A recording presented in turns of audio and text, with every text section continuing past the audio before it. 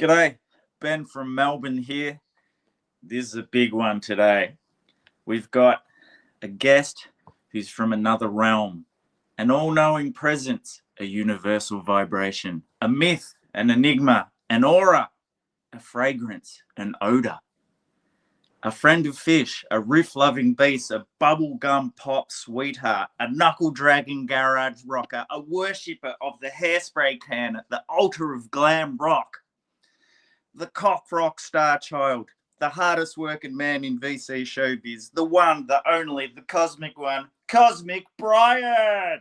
Welcome, mate. Well, hey, thanks, man. Thanks for having me. Appreciate it. What an intro. Pleasure. The people out there have been looking forward to this one, I can tell you that.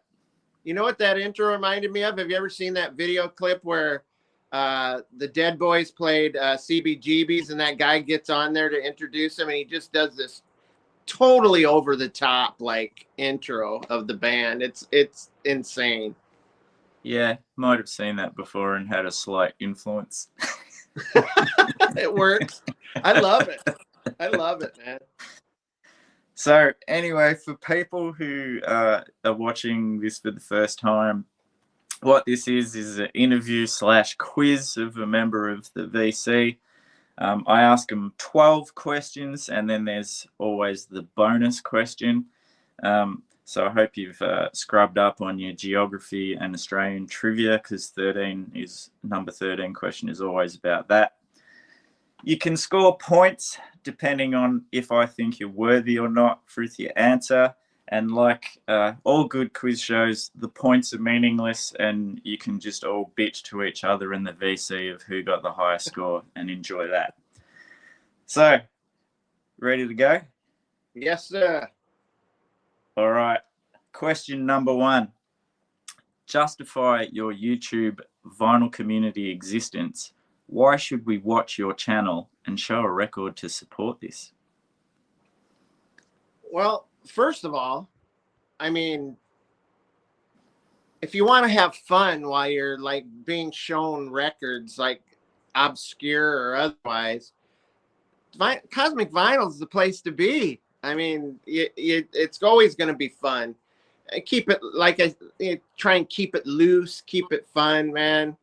You know, it's all laughs. And I mean, I figure if we're going to show records, we might as well have a good time while doing it.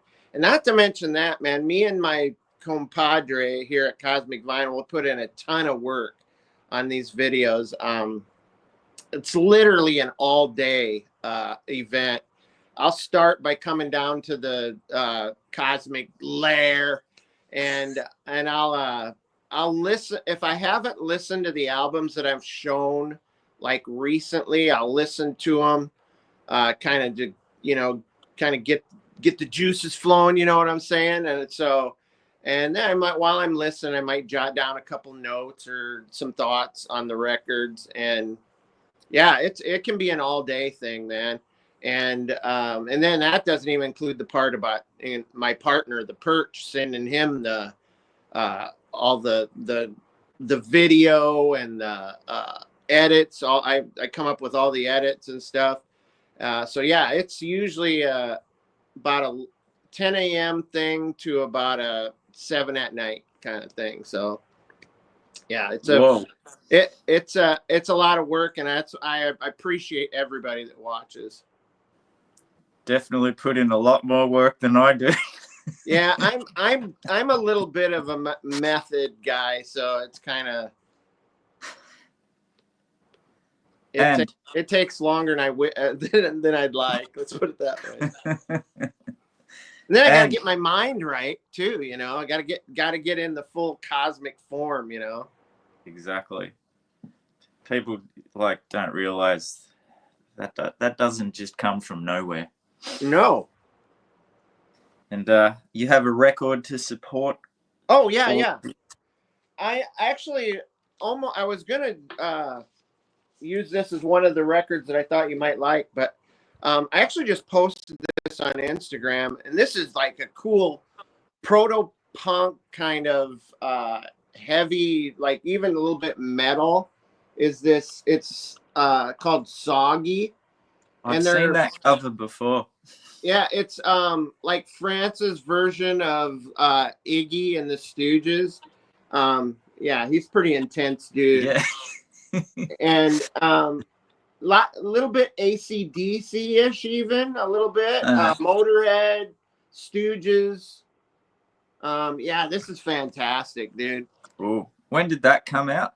Um, oh, So you I want, said it. I'm not exactly sure. I think it was in the 90s, maybe Oh, 2000s. okay, yeah. I Yeah, know. I recognize that cover. Yeah, I just posted it on Instagram, and it comes on this amazing vinyl too. This white Whoa. on Outer Battery Records. Killer record, man. Nice. Well, that is a solid 1 point. Well Woo! done. Off to a Everybody flying gets start. that one right, though. Well, it's borderline. Some people are really, well, you know, the Canadians aren't really into selling themselves too much. I seen that. I'm a hype man. Yeah, it's all. Yeah. Well, you'll be pleased to know that Vinyl Spiral Mike just laid down the gauntlet in his justification, and the Dukes were out, you know, against the rest of the UK, saying he's from the home of post-punk. So he was like swinging. Oh, that's killer. Yeah. Great work. All right, let's move on to question number 2. Show a record that I like. Well, I know that you have mentioned this band a lot before. In fact, Vinyl Richie did his. He showed a album by the same band. This is Scientists. This is Weird Love. I don't know if this was after it was released, like after they were done, or they were close to maybe breaking up or something. I can't remember. But yeah, Yeah, I think this is towards it. fantastic. Yeah, it's good to see that, and the self-titled one, and what's it? Is it Atom Bomb Baby? I can't remember, but there were 3 of them that Numero reissued, which was cool. Yeah, this is Numero. Yeah, A great label, by the way. yeah, they put out a lot of good stuff. Yeah, Yeah. love everything Kim Salmon does from The Scientists. He was also in the Be Suburban, guitarist in that legendary Australian band. And his own Kim Salmon and the Surrealists are worth checking out as well. They're really good. That was his band throughout the 90s. And recently, he's got together another band called Smoked Salmon, which I saw them support the Hard Quartet, which was, yeah, and they were smoking really good. And the record's Awesome. great too. What's that? I said I'll check it out for sure. Yeah. Pretty much anything with Kim Salmon's name on it is worth having a listen to. Cool. 2 points. 2 for Woo! 2. Yes. All right. Number 3. What is the most unusual item that has been included with a record you own? It can either be a legit part of the package or something the previous owner left in there. Can I show one of each or not? Of course. All right. Well, let's just put it this way. After you buy a few like used records and you dig through like thrift stores and dusty old record bins and stuff, you find a lot of weird stuff. and I mean, I found like rolling papers, and I've pulled a sleeve out and had doobie dust dribble out onto the table or whatever. But this is one of the strangest things I found in a record, and this is this old picture. It's like an almost like an antique. I have no idea who these people are. I can't even remember the album I pulled it out of, but I've had it on display here in the Cosmic Realm for quite a while. Wow. I put it over by this old ship that's made of bull horns, which it's weird. But anyway, yeah, what a strange thing to find dribble out of a record, man. Yeah. It's it looks like it's like a, turn of the century kind of style photo too. Yep. And then I bought this it was sealed at a estate sale. and it was Kiss Alive 2, and original, and it has the original booklet with some great pics. Whoa. The band, and it also, but the highlight for me is, if I can find it here. Oh, don't tell me they're not in here. That would be a disappointment. Oh no, where are they?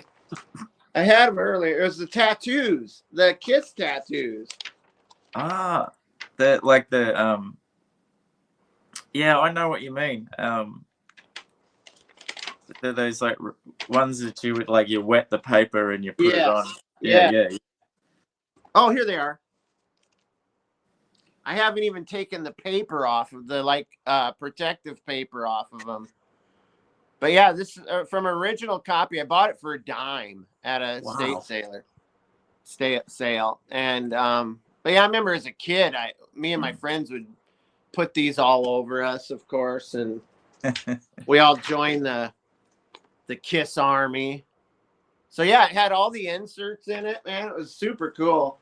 There can't be many of those records that still have all of the stuff in it, because they would have been like either beat to shit, or all of the stuff would have been taken out and stuck to walls and arms. And yeah. In fact, the Kiss Rock and Roll Over, I took all the stickers and put them all over my motocross bike as a kid. Make it go faster. Kiss were great about doing that. They put some great novelty items in their albums. Yeah, and when you're that age, it just stood out front and center. It was like, yeah, like comic book heroes. Yeah. So that's weird stuff. That is good. That's pretty. I like the weird photo. How weird is that, man? Nothing even on the back. It doesn't have any. So I just have to make up my own story. Awesome. 3 points out of 3. Killing it. Rolling. Yes. Number 4. What is the worst record by a band or solo performer that you have, and why on earth do you have it? And no sob story, right? I've heard that. Exactly.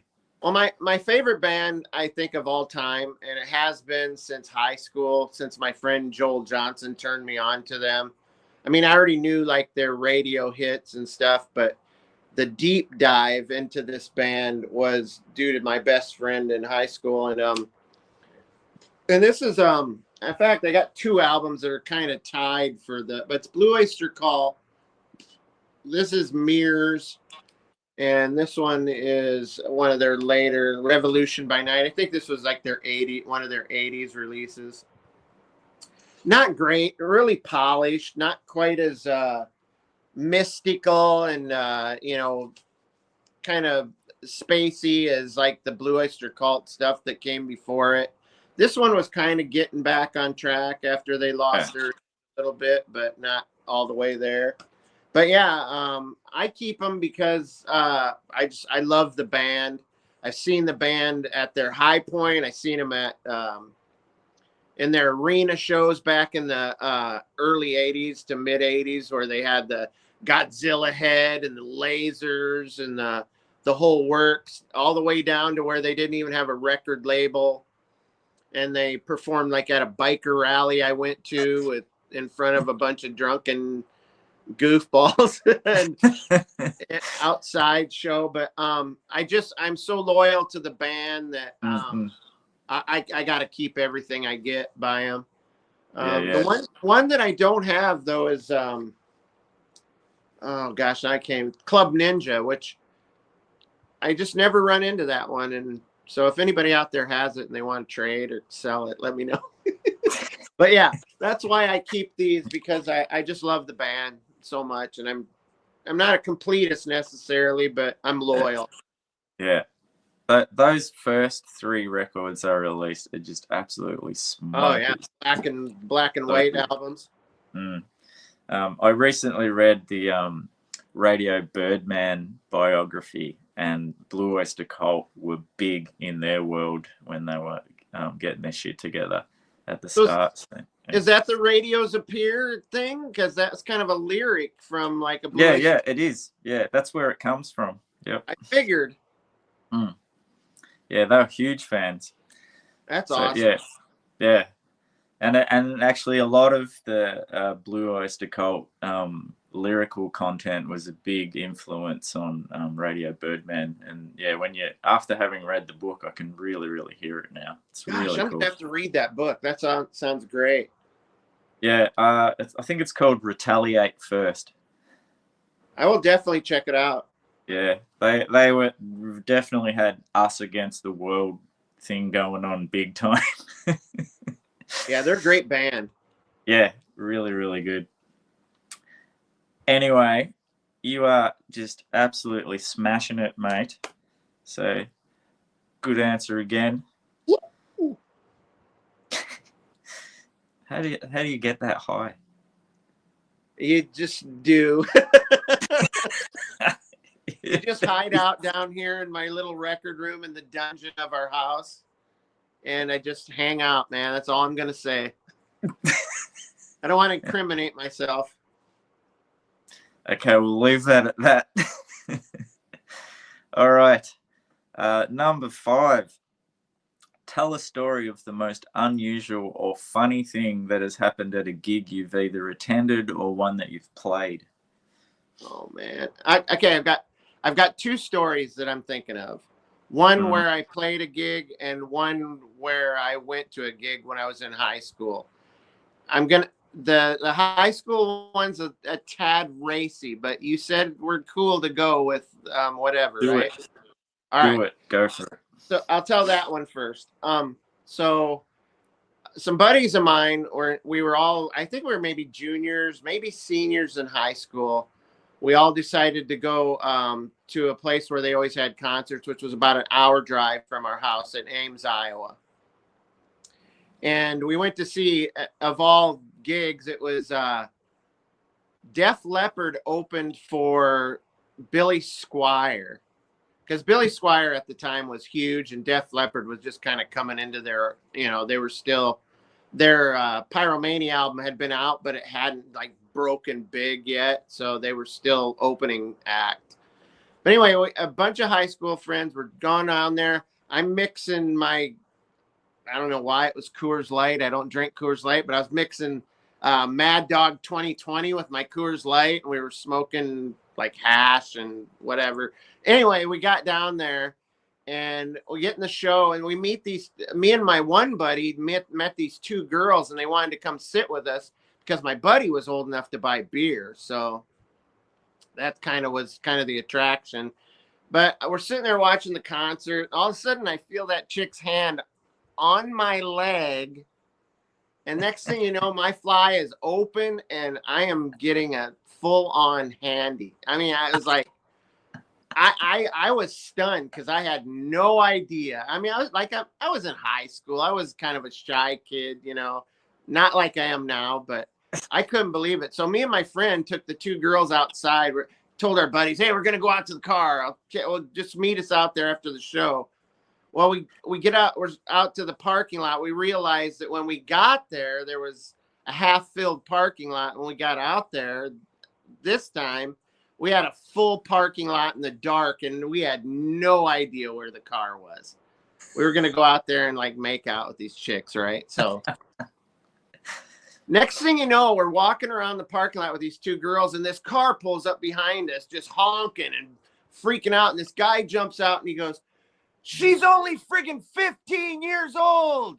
And I'm like, dude, I'm only 17 as I'm running away. I mean, I'm like, it's not like I'm doing anything. I was 16 or 17 years old. And we're like running our asses off, just ditching, man. And this guy, he starts chasing us, but he gives up. And eventually we find the car and our buddies, and we go home. My buddy then drove into a river on the way home, which was a total another story. But yeah, it was quite a night. That is quite the night. Yes. It was wild. And then the gig story was I was in a band pre-COVID.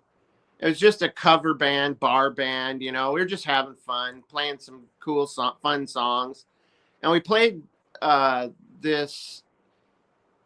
We had all these small towns around our town, like smaller towns that had these annual festivals, and we played this gig there. Our band was called Section 7, and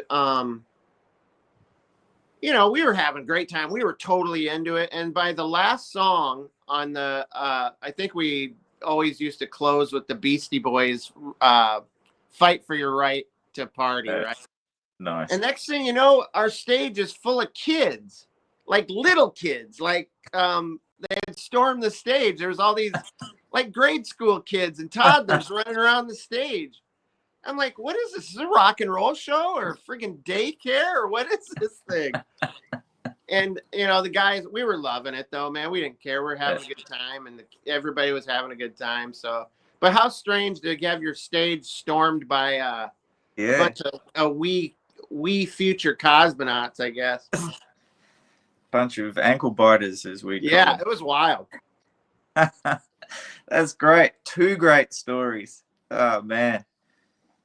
Dude, the first story, I just had to ask because if I'm right, it just is perfect for that story. So Billy Squire, or whatever, that he was the headliner, right? Right. And if I'm correct, considering what happened to you, it's just so perfect because he had a hit song, didn't he, called The Stroke?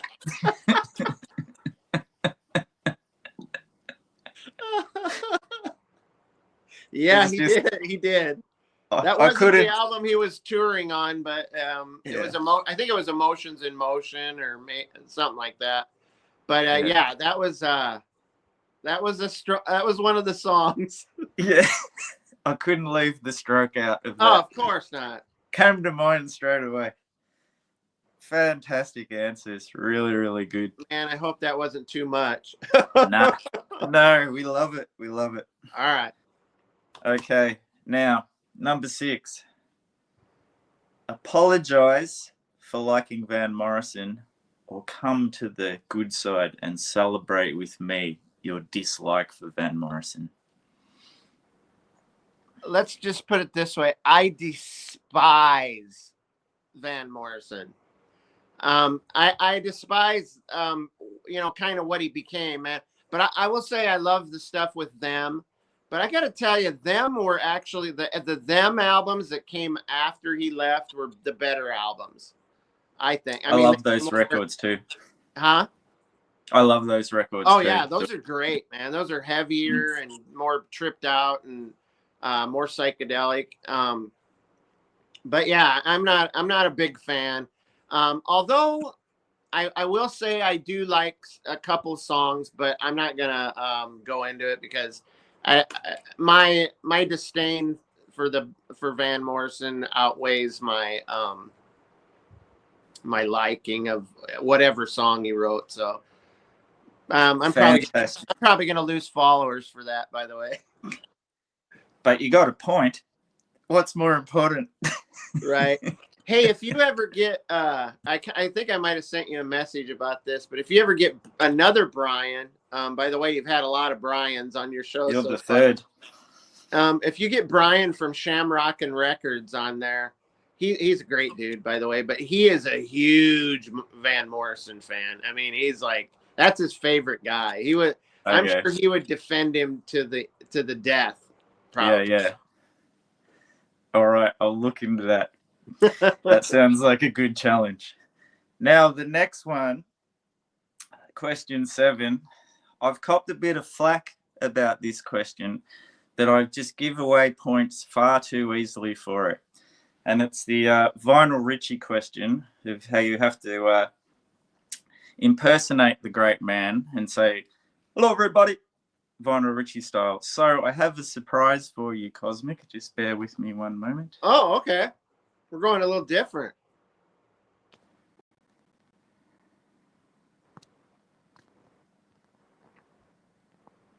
And I've got the man himself to judge your. Shit. Oh hell! Let me guess. He's going to be the judge. Yeah, he says I've been giving points away far too easily for the Vinyl Richie impersonations. So who better to have? Now you can hear me, huh? I was going to say, I think you were muted. Yeah, I was muted. Yeah, let's hear it. Hey, you didn't tell Vinyl Rich about my comment on the video you had him on, did you? Where I take issue with how he's the greatest. He said he's the greatest YouTube channel in the VC, right? Well, I read it. I'm just kidding, man. Your channel is amazing, man. You were like part of the reason I did it. So I think everybody should feel they're the best. I agree, man. If you don't have any confidence in your channel, what are you doing? What are you doing? I feel like Cosmic Brian's just trying to avoid the question. I'm trying to get working my way up to it. All right, here goes.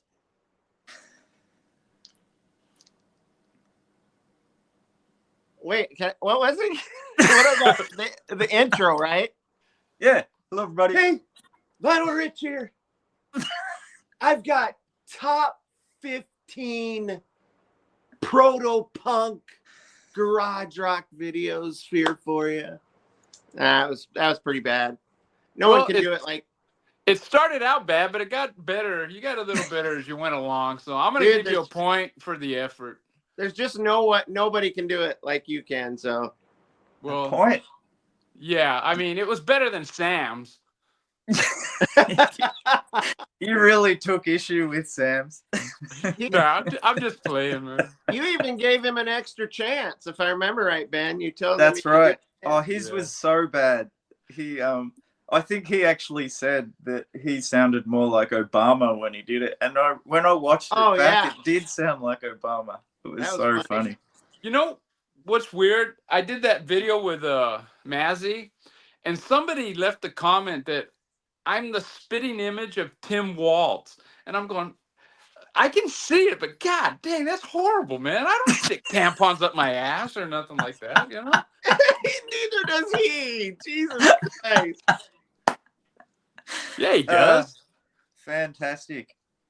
Well, if you don't mind, Cosmic Brian will have Richie stay on board for the remaining questions. Hell yeah, man. That's great, man. Really? I thought I was gonna be in and out. But okay. Oh, well, it's up to you. No. The Dodgers are rain delay, so yeah, I'll stick around. So you're lucky. All right. Now I'm really feeling the pressure. You can help me judge these. So we've done that. Now, I did one similar to this off the cuff of Vinyl Richie, which was his favourite movies, but I'm going to give you what comes to mind when I say, what's your favourite book? Well, first of all, I still haven't graduated above comic books yet.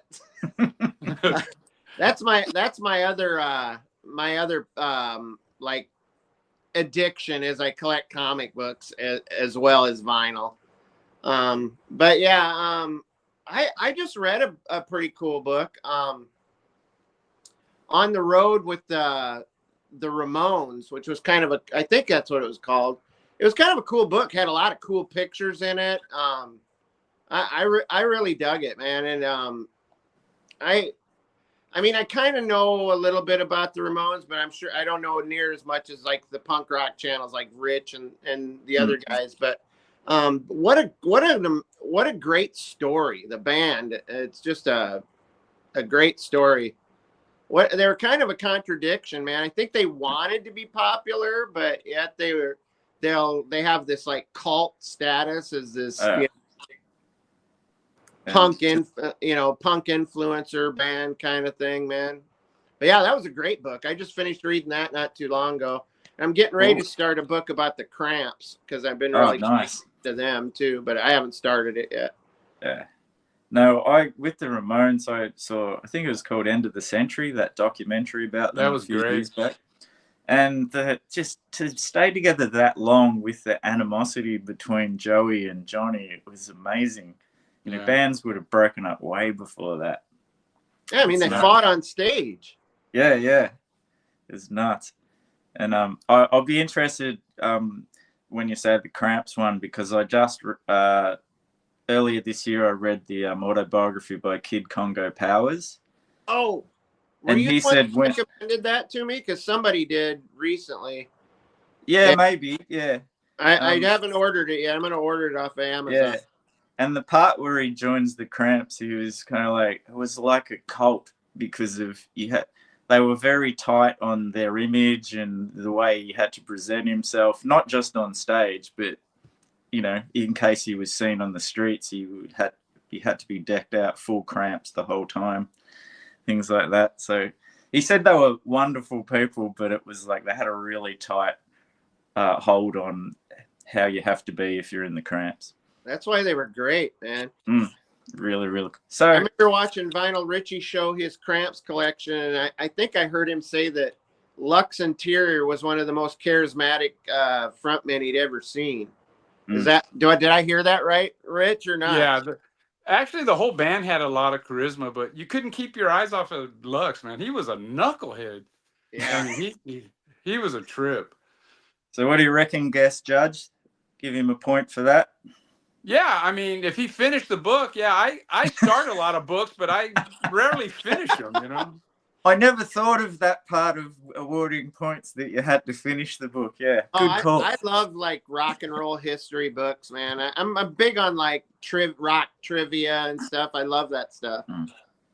All right, we'll give you a point for that. You got a perfect score of 8 for 8 so far. Wow. Now, the next one, question number 9.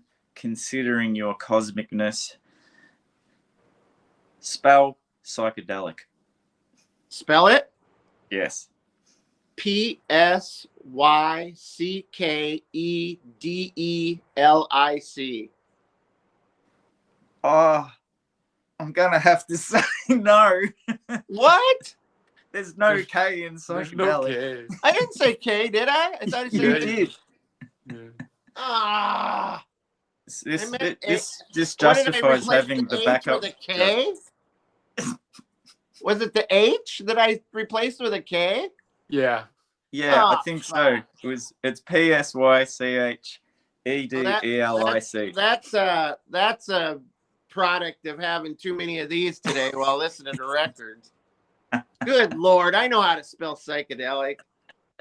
You know, it doesn't even matter from here on out. I don't even care if I get them right or not. You know, writing it is a lot easier than actually verbally spelling it, though, I think. That's so wild. I thought I spelled it perfect.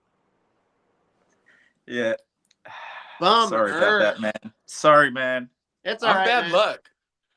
All right. Slip of the tongue. Number 10. This one I did actually ask Vinyl Richie. Explain the lack of popularity for the harmonica in modern music. There's a lack of popularity of the harmonica? Oh, it's everywhere at the moment. Just check the top 40. There's harmonica hits everywhere. I'm gonna do a little pre-ramble here, because I friggin' love harmonica and like the old 60s music, like the Stones, like the early Stones and that blues, like white boy blues stuff and garage rock. I love the harmonica, man. That makes it for me. In fact, I played a little air harmonica in my last video. Look forward to that.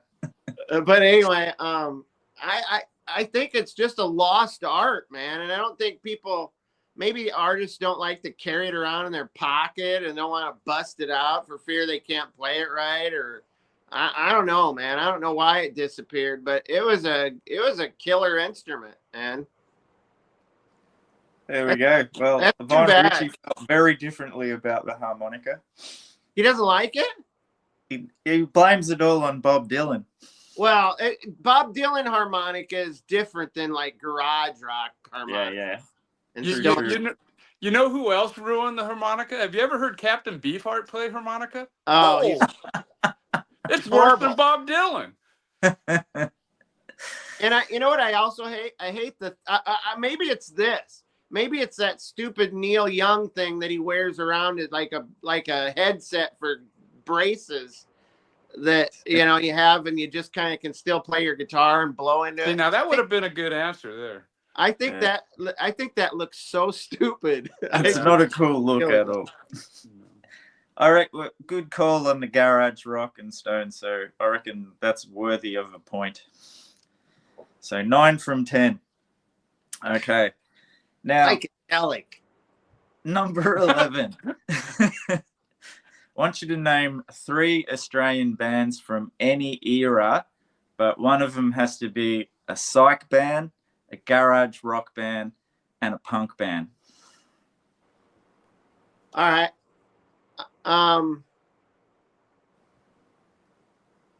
Gosh, I don't know if these guys were any era. All right, I'm gonna go with Buffalo as my psych hard rock band. I love Buffalo. Nice. And what were the other 2 genres you said? Punk, garage rock, and a punk band. For garage rock, in fact, I just showed the Crusaders. They're kind of a garage punk band. Beautiful. And we talked about Radio Birdman. They're kind of a garage rock, I guess. And what was the other one? Hard rock punk or band? Punk.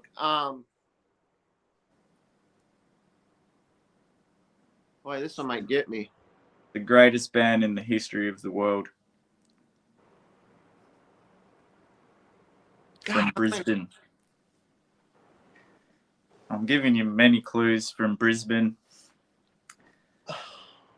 Their single, when it was released in the UK, was called The Best Single of This Week or Any Other Week. Yeah, but they didn't release any singles here. Yeah. Richie's onto it. Oh, yeah. There's a bunch of them. How about the Cosmic Psychos? Can I use them? Great. Good call. Love the Cosmic Psychos. I wasn't sure if that would fall into garage or not. So Nah, they're probably a bit more punkish than garage. Woo! Good band. Woo! Think about all the important stuff. Right at the last minute. Yes. They sing about all the important stuff like Let's Go to the Pub, Dead Roo, and many songs with pub in the title. So who are you all talking about? The Saints? Yeah. Oh, duh. The That was sinful. That's blasphemy that I didn't know that. Oh, good. You still got the chocolates. Cosmic Psychos, good call. Okay. Last question of the regular questions, and this is a scenario. You find your number 1 dream record sitting in the racks in perfect condition.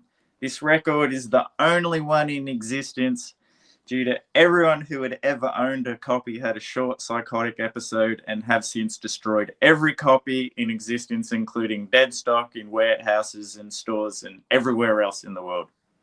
Meanwhile, you can't believe you are holding it in your hands, but the cost is prohibitive and way out of your budget, but you gotta have it.